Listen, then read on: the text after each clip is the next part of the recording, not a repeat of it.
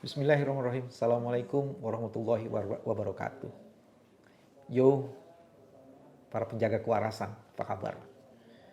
Saya minta maaf, tadi janji hari ini jam 1:30 akan live.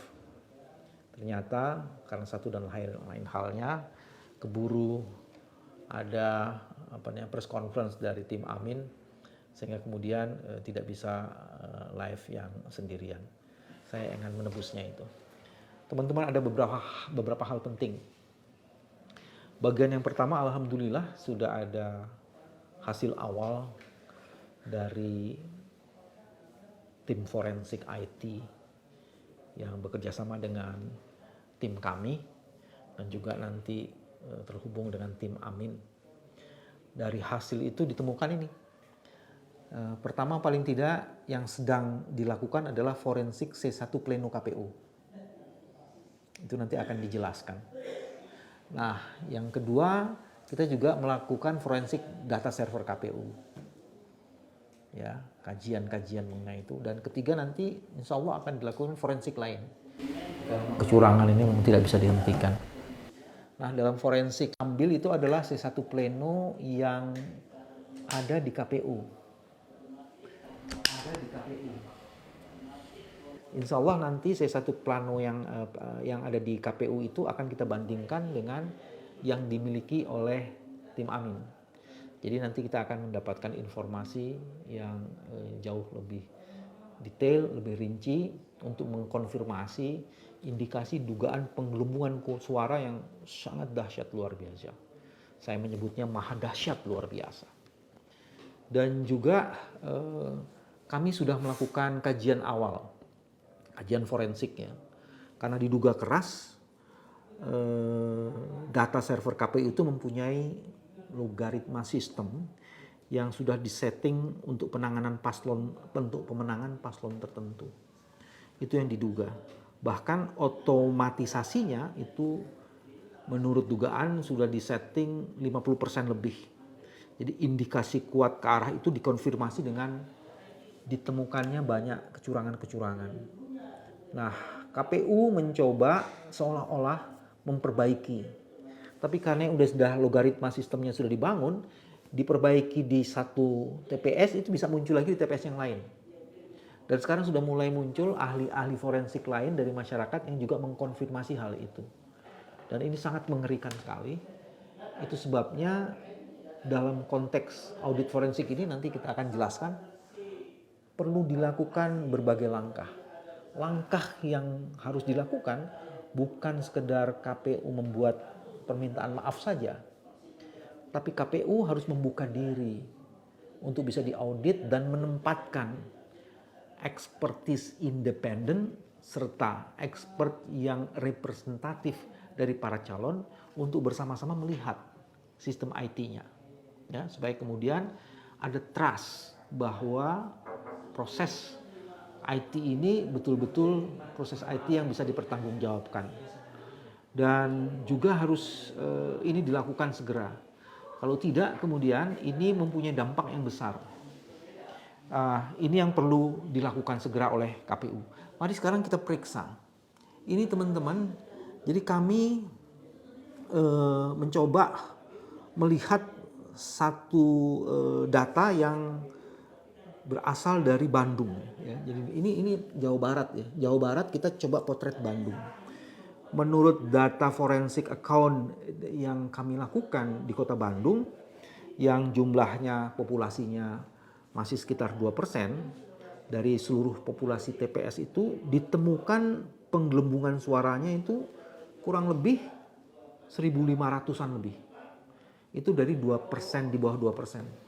Jadi kalau kemudian itu seluruh Bandung bisa diperiksa, udah puluhan ribu tuh kemungkinan penggelembungan itu. Nah, ini yang kemudian kita bisa cek. Ini contohnya, salah satunya nih. Ini ada di TPS sekian. Saya tutup TPS-nya. Kenapa ditutup? KPU melakukan revisi seolah-olah di TPS ini dilakukan revisi, tapi padahal bisa muncul di TPS yang lain, ya. Ininya. Bahkan kemudian ada dugaan sekarang penambahan penggelembungannya itu 100-100 gitu, ya. Tapi perlu kami klarifikasi lebih lanjut. Nah, ini salah satunya adalah di Jawa Barat, Kota Bandung, di Buah Batu ya. Ini di sini bisa dilihat nih, jumlah pengguna hak pilih DPT-nya hanya 236. Ditambah pengguna hak pilih yang datang dengan DPTB 1, jadi 237. Tapi begitu dicek di suara sahnya itu ternyata 684 tambah 75, 700-an tambah 24, hampir 800-an. Dan kalau kemudian perolehan suara sah ini katanya sah, tapi curang, kita lihat dengan hasil pindai C1, coba dibuka pindai C1-nya. Maka kita akan mendapatkan informasi yang lain. Cek pindai C1-nya. Oke. Ini tadi 15.256. Dibuka ininya. Hand. Oh, di screenshot saja. Oke. Ini ternyata di sini jumlah seluruh suara sahnya cuma 190. Ya. Dan cuma 198, tapi hasilnya di sini ternyata 256, jadi udah nggak masuk akal. Coba contoh kedua. Contoh lainnya ada? Ini cuma satu saja. Oke, ini contoh Bandung, ada beberapa. Oh, ini lagi nih. Ini ada lagi nih. Jumlah suara sahnya 231. Jadi jumlah suara sah seluruhnya ada 236, tapi angka di sini ada 869 nih. Pak Prabowo. Jadi agak nggak mungkin. Jadi teman-teman, sekali lagi untuk Kota Bandung, menurut data hasil forensic account yang dilakukan dengan populasi di bawah 2%, itu penggelembungan suaranya aja udah lebih di atas 1.500-an. Itu baru 2% populasi. Jadi kalau kemudian seluruh Bandung dan seluruh Jawa Barat, itu bisa ratusan ribu itu, jangan-jangan jutaan. Nah, inilah yang diduga pencurian-pencurian suara melalui penggelembungan. Oke, sekarang kita lihat lagi. Ada banyak yang dikumpulkan oleh Henry. Mana? Oh, oke. Ini di daerah mana nih? Ini di daerah Lampung Tengah, di Kalidadi. TPS 10. Kalau melihat jumlah suaranya, suara sah katanya, 72 Anies, 625 Prabowo, dan 23 Ganjar Pranowo. Kalau dicek suara sahnya sebenarnya hanya 220. Suara sahnya 220, tapi kemudian hasilnya, lihat kan, 222 semuanya. Hasilnya coba lihat dulu ke atas. Bukan. Tapi di sini ininya 625. Ya, luar biasa. Mari kita cek sekarang di hasil pindainya. Kalau diperiksa, ternyata yang tadi, coba diklik di sininya. Dapatnya Pak Prabowo itu cuma 125. Tapi kemudian hasilnya di situ tadi 625. Jadi ada kelebihan sebanyak 500. Itu yang terjadi. Ini satu. Kemudian selanjutnya, ini contoh yang lain lagi di Jawa Tengah, di Klaten. Ya, di TPS nomor 10. Ada 615 Pak Prabowo. Padahal jumlah seluruh suara sahnya 218. Di sini 615. Coba kita cek lagi ke sini. Kita langsung aja ke Pak Prabowo ya. Sebenarnya cuma 115.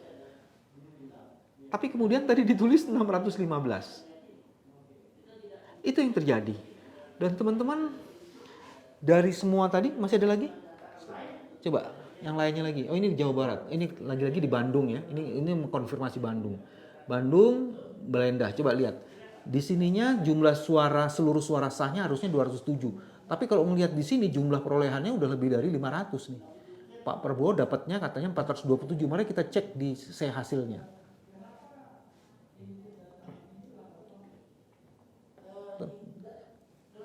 Sebenarnya cuma 127. Jadi ada 300 lebih suara atau 300 suara yang digelembungkan. Nah, apa yang bisa disimpulkan dari sini? Teman-teman, dari seluruh hasil yang tadi dikemukakan, maka kita bisa mengambil kesimpulan beberapa hal. Bagian pertama, kecurangan berupa penggelembungan itu terus terjadi dan masif. Sebagian informasi itu ditemukan oleh masyarakat karena masyarakat terus mengawal proses penghitungan suara dan ini harus diapresiasi. Dan sebagian lainnya kami temukan melalui sistem forensik. Ini yang kami temukan salah satunya yang berkaitan dengan sistem forensik. Di DKI Jakarta ini kami tutup TPS-nya dan kami tutup LIM-nya. Di DKI Jakarta itu kemudian di TPS, satu TPS saja itu ada 674 perbedaannya. Ini bisa dilihat. TPS nomor 1 di TPS yang di sini di Kota Administrasi Jakarta ini kalau nggak salah Jakarta Timur, buka sedikit ya. Nomor 1 108 ini tetap 108, nomor 2 74 berubah menjadi 748. Jadi ada lebih 700 lebih yang diinikan. Ya, kalau dikurang 748 dikurang 74 adalah 674. Yang gede lagi adalah di sini nih, 500 di TPS di Jawa Barat. Nomor 1 70, nomor 2 117, tapi nomor 2 di sini menjadi 617. Jadi ada 500 suara. Ini kalau dijumlahkan untuk ini saja ada sekitar 6.771. Ini semuanya pakai sistem forensik kita. Forensik yang khusus baru tadi mengenai C1 pleno KPU. Dan C1 pleno KPU ini ternyata berkaitan dengan forensik yang kami lakukan dari data server KPU, kajiannya. Dan dalam kajian itu sekali lagi dia mempunyai logaritma sistem yang telah disetting untuk pemenangan calon tertentu secara otomisasi. Dan itu di atas 50%. Sehingga kalau kemudian KPU melakukan revisi-revisi, dari satu sisi bagus, dari sisi yang lain bisa menghilangkan jejak, tapi kemudian dia bisa muncul di tempat lainnya. Apa jaminannya itu? Karena memang sudah disetting sistem logaritmanya itu. Nah, teman-teman, ini yang harus diperhatikan.